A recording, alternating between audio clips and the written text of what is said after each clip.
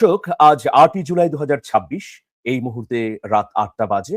আর আমাদের আজকের পর্যালোচনার বিষয় হচ্ছে কাঁপছে মধ্যপ্রাচ্য, আতঙ্কে মার্কিনীরা, চূড়ান্ত খেলায় যা ঘটাবে ইরান। প্রিয় দর্শক, আপনাদের প্রশ্নগুলো এবং মতামত ইউটিউবের কমেন্ট বক্সে লিখুন।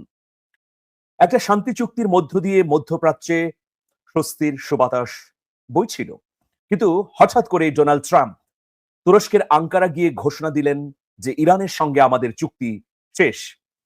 শুধু এই ঘোষণার মধ্যে সীমাবদ্ধ থাকলেন না, বরং তিনি ইরানের প্রায় ১০০টি অঞ্চলে হামলা করলেন। তার প্রত্যাঘাতে মার্কিন যুক্তরাষ্ট্রের ৮৫টি ঘাঁটি উড়িয়ে দিয়েছে ইরান। মধ্যপ্রাচ্যে থাকা এসব ঘাঁটি এখন প্রায় অচল বললে খুব বেশি বাড়িয়ে বলা হবে না। হঠাৎ কেন এই পরিস্থিতি? ডোনাল্ড ট্রাম্প আবার কোথা থেকে এত কনফিডেন্ট পেলেন? দর্শক, গতকালই আমরা দেখেছি যে তুরস্কের প্রেসিডেন্ট রিসেপ তাইপ এরদোয়ান মার্কিন প্রেসিডেন্ট ডোনাল্ড ট্রাম্পকে আঙ্কারায় উষ্ণ অভ্যর্থনা জানিয়েছেন। এই উষ্ণ অভ্যর্থনার কারণেই কি ট্রাম্প হঠাৎ করে এতটা ক্রেজি হয়ে গেলেন, এতটা সাহসী হলেন? বিশ্বের বিভিন্ন প্রান্তের প্রতিনিধিদের নিয়ে যে শান্তি চুক্তিটি হয়েছে, সেই শান্তি চুক্তির বিরুদ্ধে তিনি চলে গেলেন। খুবই ন্যাক্কারজনক ঘটনা। কিন্তু আমরা এখন যেটা দেখছি যে পুরো মধ্যপ্রাচ্য আবারও অগ্নিগর্ভে পরিণত হচ্ছে। যে কোনো মুহূর্তে যে কোনো বড় ঘটনা ঘটতে পারে, এটাই হচ্ছে বাস্তবতা। কেবল ইরানের ১০০টি অঞ্চলে মার্কিন যুক্তরাষ্ট্রের হামলা বা প্রত্যাঘাতে মধ্যপ্রাচ্যে থাকা ৮৫টি মার্কিন ঘাঁটি গুড়িয়ে দেয়া, এগুলোর মধ্যে কিন্তু ঘটনা সীমাবদ্ধ থাকবে না, বরং পুরো মধ্যপ্রাচ্য অঞ্চলে আগামী ৭২ ঘন্টার মধ্যে আগুন দাউ দাউ করে জ্বলে উঠবে।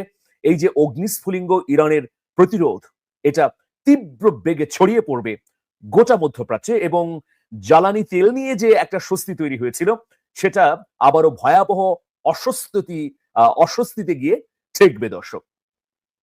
তো এরকম প্রেক্ষাপটে হামলা, পাল্টা হামলা, হুঙ্কার এবং বিপরীতে আক্রমণের হুঁশিয়ারি আমরা দেখছি। চলুন আমরা একটু নজর দেই অন্যান্য খবরে। দেখুন, ইতোমধ্যে ইরানের তরফ থেকে স্পষ্টভাবেই জানিয়ে দেওয়া হয়েছে যে তারা কোনোভাবেই পিছু হটবে না। একটা বড় দুঃখজনক ঘটনা হলো যে যখন ইরানের প্রয়াত সর্বোচ্চ নেতা ইমাম খামেনির জানাজার অনুষ্ঠানটি হচ্ছে, ৯ তারিখে তার দাফন হবে, এই দুদিন আগেই মার্কিন যুক্তরাষ্ট্র সকল নিয়ম কানুন লঙ্ঘন করে একটা সর্বজন বিদিত শান্তি চুক্তিকে লঙ্ঘন করলো। এর পেছনে অন্য কারণ আছে, সেই কারণ আমি নিশ্চয়ই অনুসন্ধান করার চেষ্টা করব। প্রিয় দর্শক, ট্রাম্পের পাগলামিটা কোত্থেকে শুরু হলো একটু আপনাদেরকে বলি যে ইরানের শীর্ষ নেতাদের তীব্র সমালোচনা করে বুধবার রাতেই দেশটিতে আবারও সামরিক হামলার হুঙ্কার দিয়েছেন মার্কিন প্রেসিডেন্ট ডোনাল্ড ট্রাম্প। মানে আজকে রাতের বেলায় আবারও পূর্ণোদ্যমে হামলা করা হবে। ইরানি নেতাদের পাগল বলে আখ্যায়িত করে তিনি বলেছেন, প্রয়োজনে আরো এক দফা কঠোর আঘাত হানতে প্রস্তুত যুক্তরাষ্ট্র। ন্যাটো শীর্ষ সম্মেলনে অংশ নিয়ে ট্রাম্প সাংবাদিকদের বলেন, গত রাতে আমরা তাদের উপর খুব জোরালো আঘাত হেনেছি, আজ রাতেও হয়তো আমরা একই রকম কঠোর হামলা চালাবো। তারা দীর্ঘদিন ধরে মধ্যপ্রাচ্যে দাদাগিরি করে আসছিল, কিন্তু এখন আর সেই সুযোগ নেই। এটা হচ্ছে ট্রাম্পের মন্তব্য। তো ট্রাম্প, আমি আগেই বলেছি যে এখন আঙ্কারাতে রয়েছেন এবং সেখানে গিয়ে তিনি বেশ ইন্সপায়ার্ড হয়েছেন মনে হচ্ছে হামলার জন্য। যাই হোক, হরমুজ প্রণালীর কাছাকাছি বাণিজ্যিক জাহাজে ইরানের সাম্প্রতিক হামলার পর দেশটির সঙ্গে থাকা অস্ত্রবিরতি চুক্তি ভেঙে গেছে বলে ঘোষণা দেওয়ার মাত্র কয়েক ঘন্টার মাথায় ট্রাম্প এই নতুন মন্তব্য করলেন। তবে একই সঙ্গে আলোচনার পথ এখনো খোলা আছে বলে সেই পুরনো কাসুন্দি আবারও বাজালেন।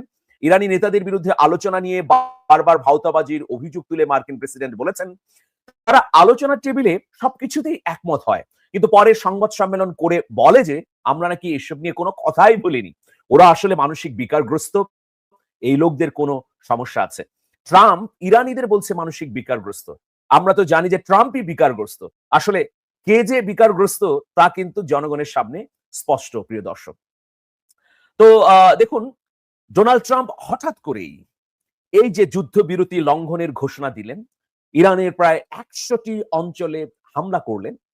এই হামলার পরিপ্রেক্ষিতে ইরানের সেনাবাহিনীর সদস্যদের, বিমান বাহিনী, নৌবাহিনীর সদস্যদের খুব তড়িৎ গতিতে আক্রমণ করতে হয়েছে। হ্যাঁ, আপনারা একটা জিনিস জানতে চাইতে পারেন যে ইরানে যে হামলা হয়েছে, এই হামলায় কি মধ্যপ্রাচ্যে থাকা সব ইউনিটগুলো অংশ নিয়েছে?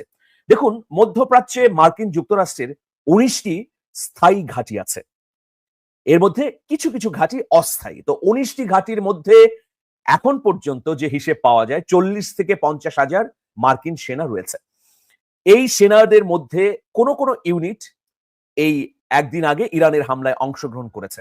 আবার অন্য দিক থেকে পেন্টাগনের যে রিজার্ভ, সেখান থেকেও বাড়তি সেনাদের আনা হয়েছে মধ্যপ্রাচ্যের মার্কিন ঘাঁটিগুলোতে।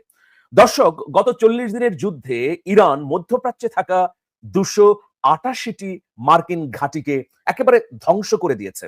আবার গতকালকেই ৮৫টি ঘাঁটিতে হামলা করেছে ওই মার্কিন হামলার জবাবে। কিন্তু এগুলো হচ্ছে ছোট ছোট ঘাঁটি বা ছোট ছোট স্থাপনা বা সেনা ছাউনি। আপনারা জানেন যে মধ্যপ্রাচ্যের অনেকগুলো রাষ্ট্রে মার্কিন ঘাঁটি রয়েছে। কাতারে রয়েছে আল উদেইদ ঘাঁটি, এটা হচ্ছে সবচেয়ে বড় ঘাঁটি। এখানে ১০,০০০ সেনা রয়েছে মার্কিন যুক্তরাষ্ট্রের।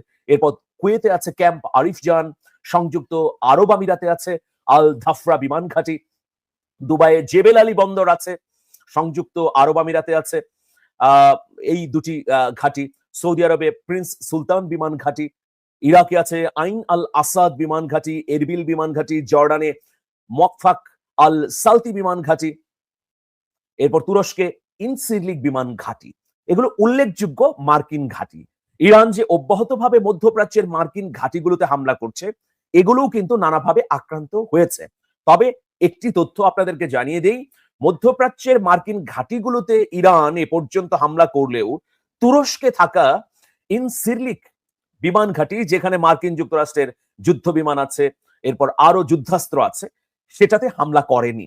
এটা হয়তো কূটনীতির একটা সংযম আমরা মনে করি বা ধারণা করা হচ্ছে যে এখনো ইরান তুরস্কে কোনো প্রত্যাঘাত করেনি। যাই হোক প্রিয় দর্শক, ট্রাম্পের এই সিদ্ধান্তে খুবই ক্ষুব্ধ হয়েছেন মার্কিন বিমান সেনারা। কারণ হঠাৎ করেই এই ধরনের নির্দেশ জারির পর তাদের আবার রিজার্ভ অবস্থা থেকে সক্রিয় হতে হয়েছে। তারা ইতোমধ্যে মধ্যপ্রাচ্যের বিভিন্ন ঘাঁটিতে যুক্ত হয়েছেন। ফলে এই যে একটা বিপত্তি তৈরি হয়েছে, এতে তারা ক্ষুব্ধ হয়েছে। দেখুন, ওমানের আরব সাগরে অবস্থানরত মার্কিন বিমানবাহী রণতরী ইউএসএস আব্রাহাম লিঙ্কনের সদস্যরা খুব বিচলিত হয়ে পড়েছেন। যুদ্ধ শুরু হওয়ার পর থেকেই একের পর এক এত পরিবর্তন, এত সিদ্ধান্ত এসেছে যে পরিস্থিতি মোকাবেলা করতে করতে তারা এখন এক প্রকার অনুভূতিহীন হয়ে পড়েছেন। মার্কিন গণমাধ্যম সিএনএন কে দেয়া এক সাক্ষাৎকারে রণতরীটির বেশ কয়েকজন ক্রু ক্ষোভ প্রকাশ করে প্রতিক্রিয়া জানান। বর্তমানে আরব সাগরে অবস্থানরত এই পরমাণু শক্তিচালিত বিমানবাহী রণতরী থেকে প্রথম মার্কিন সাংবাদিক হিসেবে সরাসরি মাঠের পরিস্থিতিতে নিয়ে রিপোর্ট করছেন সিএনএন এর পামেলা ব্রাউন। তার কাছে নিজেদের মানসিক অবস্থা তুলে ধরেছেন মার্কিন রণতরীর ক্রুরা। একজন ক্রু সদস্য সিএনএন কে বলেছেন, আমরা এক ধরনের অসারতা অনুভব করছি। তিনি আরো বলেন যে যুদ্ধ শুরুর পর থেকেই যে কোনো মুহূর্তে আবারও পুরোদমে যুদ্ধে জড়িয়ে পড়ার জন্য তারা ২৪ ঘন্টার এক চরম উত্তেজনাকর ও সতর্ক অবস্থায় রয়েছেন। ফলে ট্রাম্পের নতুন কোনো মন্তব্যে আলাদা করে চমকে যাওয়ার মতো কিছু নেই। দেখুন, ক্রুরা এটাও স্বীকার করেছেন যে এই সমঝোতা স্মারকটি আনুষ্ঠানিকভাবে ভেস্তে গেলে এক নতুন অনিশ্চয়তার দ্বার তৈরি হবে বা দ্বার খুলে যাবে। এর ফলে আরব সাগরে এই রণতরীটির মোতায়েনের মেয়াদ আরো দীর্ঘায়িত হতে পারে, যা ক্রু এবং তাদের পরিবারের জন্য আরো বড় পরীক্ষা হয়ে দাঁড়াবে।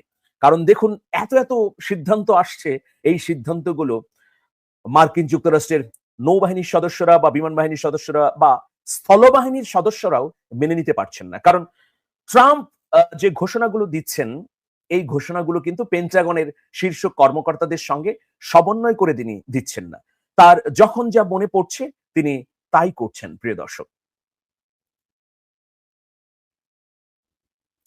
তো এইরকম একটা পরিস্থিতিতে দর্শক আমরা দেখছি যে ইরানের তরফ থেকে হুঙ্কার দেওয়া হয়েছে। স্পষ্ট করেই বলা হয়েছে যে আমরা কোনোভাবেই পিছু হটব না। তো তাহলে ইরানের সামনে কি আছে সেটিও আমি জানাবো। তবে খুব গুরুত্বপূর্ণ একটা খবর আপনাদেরকে দিচ্ছি। দেখুন, মার্কিন যুক্তরাষ্ট্র এই শান্তি চুক্তি লঙ্ঘন করায় স্পেন হুঙ্কার দিয়েছে। স্পেনের প্রধানমন্ত্রী পেদ্রো সানচেজ, তিনি একজন মানবতাবাদী মানুষ। তিনি হুঙ্কার দিয়ে স্পষ্টভাবে বলেছেন যে ডোনাল্ড ট্রাম্প যে ধরনের সিদ্ধান্ত নিচ্ছেন তা অবশ্যই অনৈতিক এবং আন্তর্জাতিক সকল আইনের লঙ্ঘন। দেখুন, ইরান যুদ্ধের সমর্থন না দেওয়ার অজুহাতে স্পেনের সঙ্গে সমস্ত বাণিজ্যিক সম্পর্ক ইতোমধ্যে ছিন্ন করার নির্দেশ দিয়েছেন ডোনাল্ড ট্রাম্প। ট্রাম্পের এমন আকস্মিক এবং কঠোর হুমকিতে বিশ্ব রাজনীতি ও অর্থনীতিতে নতুন করে উত্তেজনা দেখা দিয়েছে। তবে এই পরিস্থিতিতে স্পেনের পাশে শক্ত অবস্থানে দাঁড়িয়েছে ইউরোপীয় ইউনিয়ন বা ইইউ। জোটটি স্পষ্ট জানিয়েছে যে হুমকি সত্ত্বেও যুক্তরাষ্ট্রের উচিত আগের সব দ্বিপাক্ষিক বাণিজ্য চুক্তি মেনে চলা।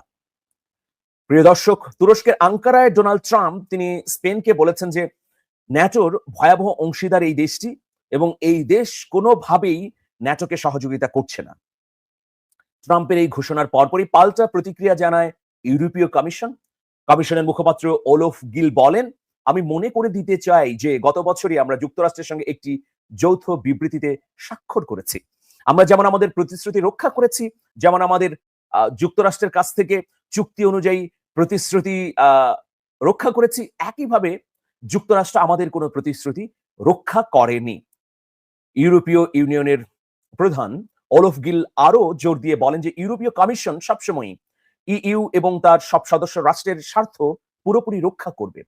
আটলান্টিক মহাসাগরের দুপারের এই বাণিজ্যকে স্থিতিশীল, অনুমানযোগ্য এবং পারস্পরিক উপকারী রাখতে ইইউ সবসময় কাজ করবে বলেও তিনি উল্লেখ করেন। প্রিয় দর্শক, তো দেখুন, ইরান কি আসলে ছাড়বে এই পরিস্থিতিতে? অবশ্যই না। ইরানের ছেড়ে দেওয়ার মতো কিছু নেই, কারণ ইরান ইতোমধ্যে তার শক্তিমত্তা দেখিয়েছে।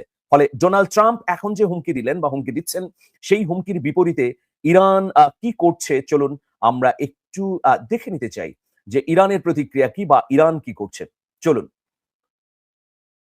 ইরানের স্পিকার মোহাম্মদ বাকের গালিবাফ, যিনি আবার ইরানের আলোচনা দলের প্রধান, তিনি সামাজিক যোগাযোগ মাধ্যম এক্সে একটা প্রতিক্রিয়া লিখিয়েছেন।